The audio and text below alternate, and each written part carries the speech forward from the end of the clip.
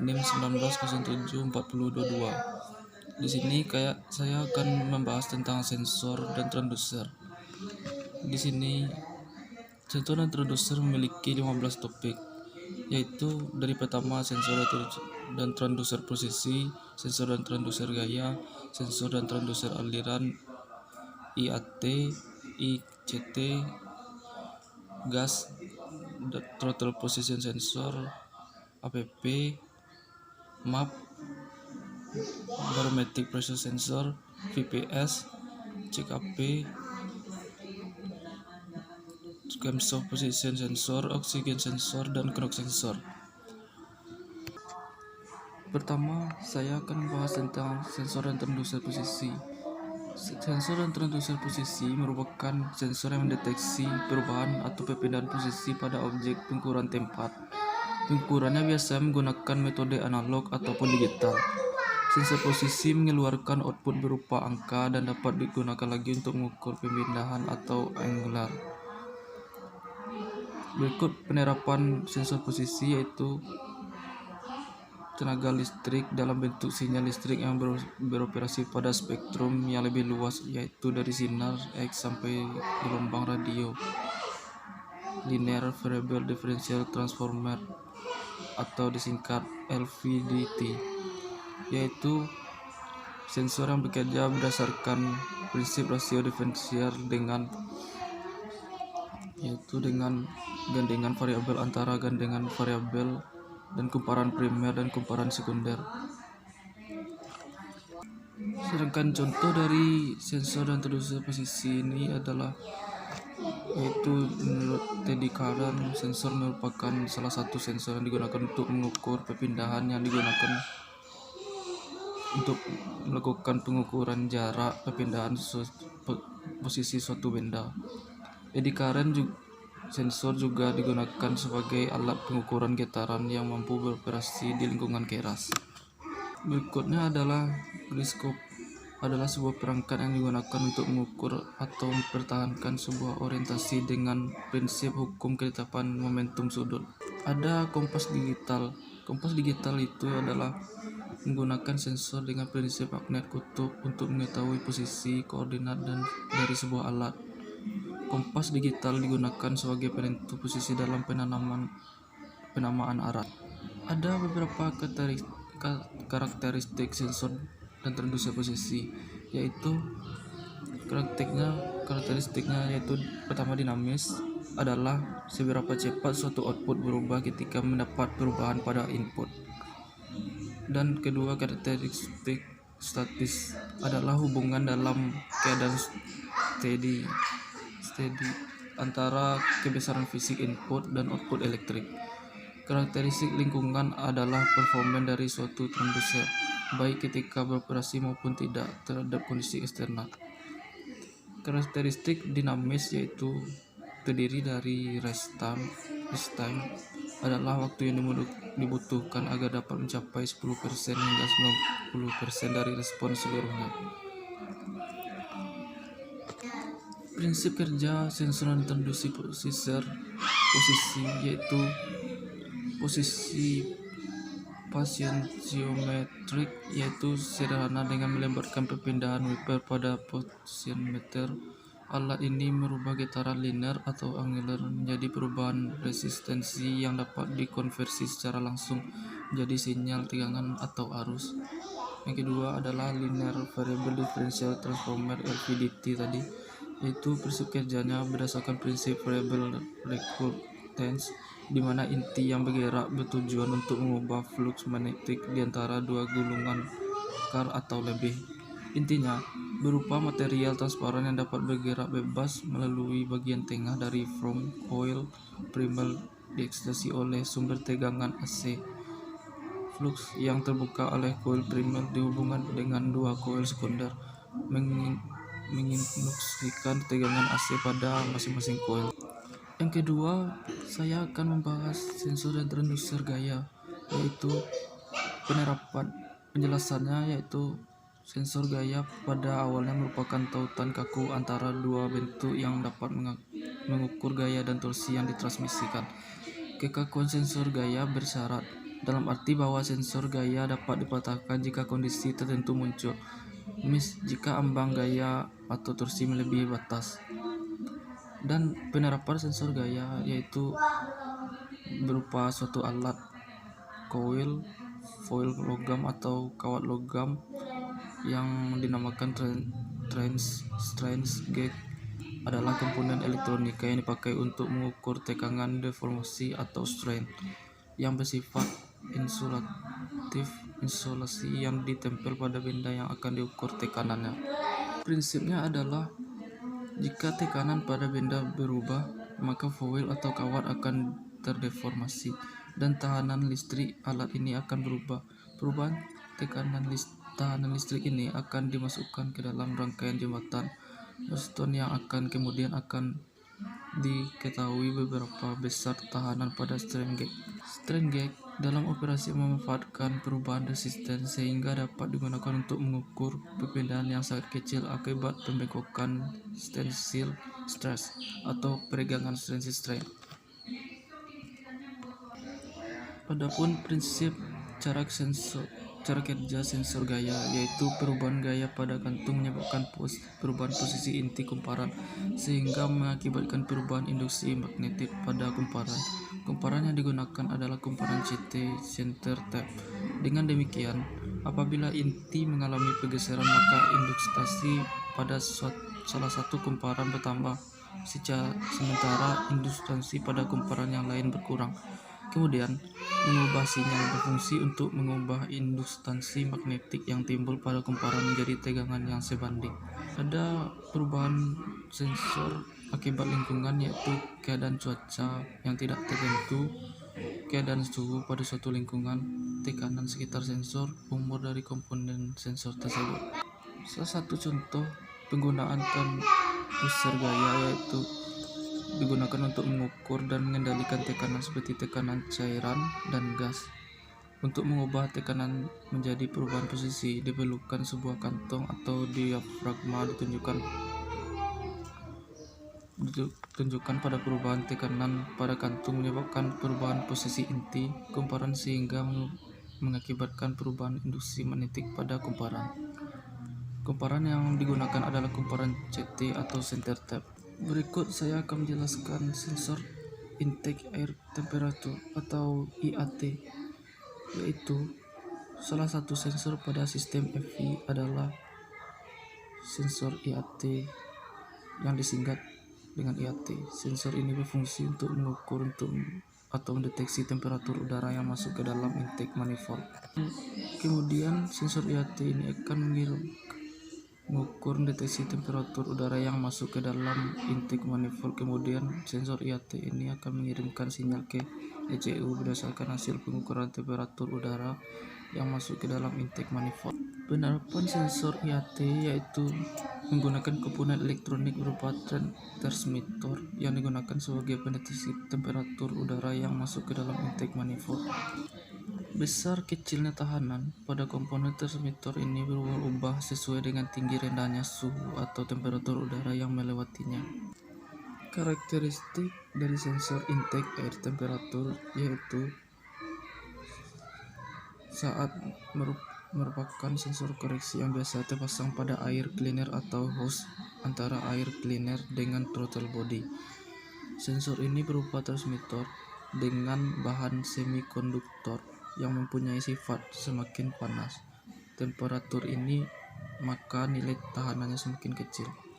Berikutnya saya akan membahas tentang sensor ICT atau Engine Coolant Temperature Sensor, yaitu sensor yang digunakan untuk mengetahui suhu mesin melalui cairan pendingin mesin. Informasi ini kemudian diberikan pada ECM Electronic Control Module dan data ini dijadikan sebagai salah satu acuan untuk menentukan berapa banyak bahan bakar yang diinjeksikan, menentukan injection timing, variable valve timing, transmission shifting, dan beberapa fungsi lainnya.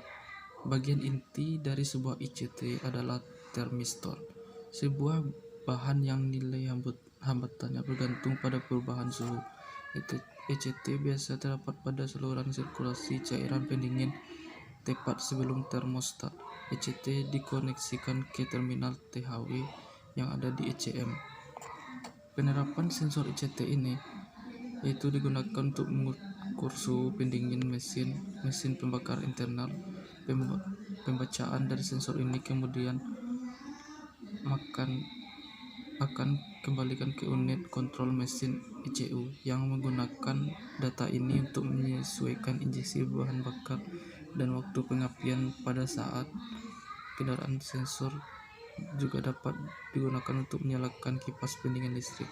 Data juga digunakan untuk menyediakan bacaan mengatur suhu pendingin. Dashboard suhu mesin pendingin ECT sensor adalah yang relatif sederhana yang memonitor suhu internal mesin. Contoh penerapan sensor ECT yaitu waktu ECU menggunakan data menyesuaikan injeksi bahan bakar dan waktu pengapian. ECT sensor juga digunakan ECU untuk mengendalikan kipas pendingin cooling fan. Sensor ECT dihubungkan ke ECU. ECU akan memberikan sinyal tegangan sebesar 5 volt ke sensor melalui terminal THW. Tegangan output dari sensor HWTS ini akan berubah-ubah besarnya sesuai dengan nilai tahanan atau resistensi yang ada pada sensor WTS ini.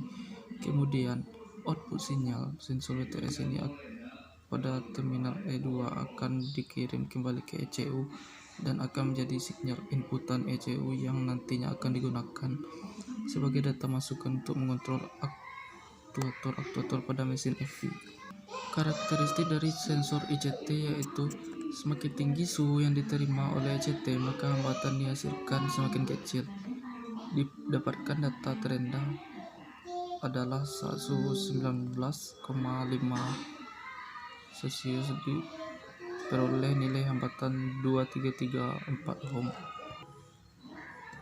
Selanjutnya, saya akan membahas tentang sensor EGR atau Exhaust Gas Recirculation, yaitu berfungsi mengurangi pembentukan gas NOx dengan cara mensirkulasikan sejumlah kecil gas buang kembali ke dalam ruang bakar melalui intake manifold. Jumlah gas buang yang disirkulasikan ke intake manifold hanya sekitar 6-10%, di mana hal itu sudah cukup untuk merusak campuran bahan bakar dan udara akan memberikan efek mendinginkan temperatur ruang bakar. Penerapan dari sensor EGR ini yaitu teknologi sirkulasi gas buang atau daur ulang gas buang ini bisa diterapkan pada mobil bermesin bensin ataupun bermesin diesel. Semakin berkembangnya standar emisi gas buang kendaraan motor, keberadaan EGR ini pun semakin menjadi poin penting yang harus ada pada sebuah kendaraan bermotor. Namun demikian, rancangan sistem EGR yang buruk bisa berdampak pada efisiensi mesin kendaraan. Power menjadi berkurang maksimal alias gembos. Contoh penerapan sensor EGR yaitu digunakan untuk mengurangi emisi gas buang dari mesin. Seiring waktu, pada katup EGR sering ditemukan tumpukan kera atau jelaga. Hal ini membuat performa mesin menurun dan sering jadi keluhan para pemilik mobil. EGR lama-kelamaan tentu akan kotor. Kualitas solar yang buruk dan akan menimbulkan jelaga pada pipa dan katup EGR sehingga performa mesin menurun. Untuk menjaga fungsi EGR tetap prima, utamanya adalah dengan membersihkan EGR valve dan pipa secara rutin. Adapun karakteristik dari sensor EGR yaitu memanfaatkan kevakuman mesin untuk mengoperasikan pembukaan valve, sedangkan pada sistem yang terbaru saat ini resirkulasi gas buang dikontrol menggunakan EGR valve elektronik. Prinsip kerja sensor EGR yaitu dengan memasukkan gas sisa pembakaran yang dikeluarkan mesin melalui exhaust manifold sebelum keluar ke knalpot. Ada sebuah katup yang berhubungan dengan intake manifold. Katup ini sebagai jalur gas buang untuk kembali ke intake manifold. Proses pembukaannya katup itu sendiri dikontrol melalui kevakuman dan secara elektronik. Sedangkan cara kerja sensor EGR pada mobil lama yaitu memanfaatkan pegas diafragma untuk menutup dan membuka EGR valve saat mesin idle. akan membahas tentang sensor APP atau acceleration pedal sensor, yaitu pedal yang sensornya terletak di atas pedal gas itu sendiri, yang banyak terdapat pada mobil yang baru atau misalnya Innova dan Vitara. Adapun cara melakukan tes pada sensor APP yaitu gunakan data pabrikan untuk mengidentifikasi data sirkuit sinyal dari sensor, hubungkan picoskop channel A dan channel B ke sirkuit sinyal, minimalkan halaman bantuan.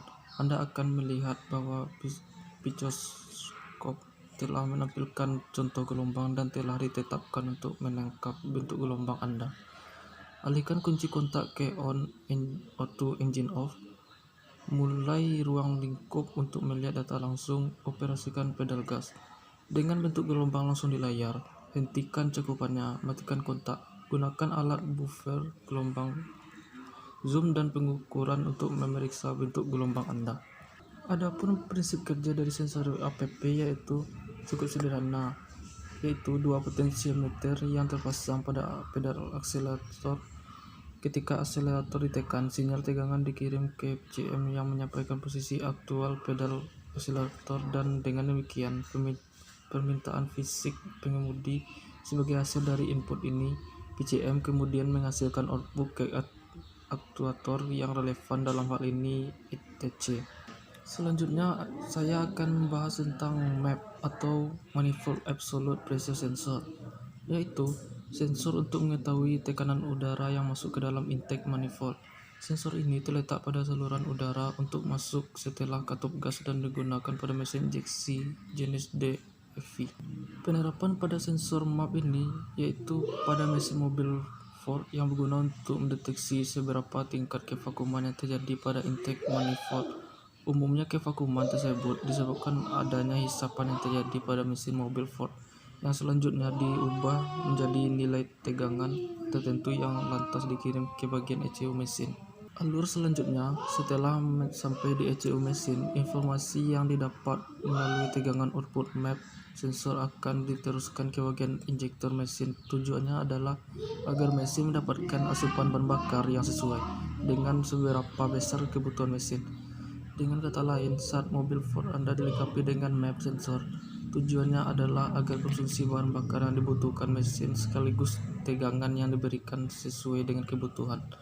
Dalam keadaan tersebut, kondisi mesin kendaraan akan tetap bagus. Adapun prinsip kerja sensor map sendiri terdiri dari dua sisi yang dipisahkan oleh satu diafragma fleksibel. Satu sisi adalah referensi udara atau yang dapat disegel atau dibuang ke udara luar, dan yang lainnya adalah ruang vakum yang terhubung ke intake manifold pada mesin dengan selang karet atau koneksi langsung. Selanjutnya saya akan membahas tentang crankshaft position sensor atau sering disebut CKP, yaitu salah satu sensor utama dalam mesin PGM-FI. Lalu kenapa? Karena sensor ini mendeteksi posisi dari crankshaft atau poros engkol yang selanjutnya sensor ini akan mengirimkan sinyal pada ECM. Dari sinyal yang dikirimkan oleh CKP, ECM akan memprosesnya menjadi perintah kepada aktuator seperti pompa bahan bakar fuel pump dan injektor untuk menentukan penyemprotan bahan bakar pada intake manifold. Selain itu, dalam hal pengapian, ECM akan mengirimkan sinyal ke IG coil untuk menentukan waktu pengapian agar sesuai. Kegunaan sensor crankshaft position ini yaitu informasi yang digunakan oleh sistem manajemen mesin untuk mengontrol waktu, sistem pengapian, dan parameter mesin lainnya. Selanjutnya saya akan membahas tentang sensor camshaft position sensor atau CMP, yaitu memberi data masukan ke ECU tentang posisi langkah mesin dan menentukan langkah hisap di mana terjadi pembukaan injeksi. Sensor ini terletak pada bagian elektronik yang tidak dapat diperbaiki. Sensor ini mendeteksi langkah piston pada putaran throttle yang diputar langsung oleh camshaft yang digunakan untuk pembukaan intake dan exhaust. Selanjutnya saya akan membahas tentang knock sensor. Knock sensor adalah suatu sensor yang mendeteksi ketukan-ketukan mesin dan mengirim sinyal ke ECM atau mendeteksi pembakaran yang tidak normal. Sensor ketukan menghasilkan satu tegangan listrik ketika getaran diterapkan ke mereka, memanfaatkan efek piezoelektrik yang menghasilkan tegangan listrik sebanding ke pemecutan sehubungan dengan getaran tersebut. Knop sensor sendiri, yaitu dipasangkan di kepala silinder, dapat bekerja dikarenakan oleh sebuah ketukan atau ledakan dari sebuah mesin dari para ledakan campuran udara dan bahan bakar. Bentuk knop sensor ini sendiri semacam telinga bagi mesin kendaraan yang terhubung dengan ECU, dilengkapi komponen yang sensitif pada gelombang suara antara 6-9 kHz. Komponen sensor tersebut mampu menangkap suara mesin saat menggelitik. Itulah ke-10 sensor dan transducer yang saya jelaskan. Jika ada yang terkurang dan saya masih belajar, dan saya mohon maaf jika ada masih kekurangan. Saya tutup saja dengan Assalamualaikum warahmatullahi wabarakatuh.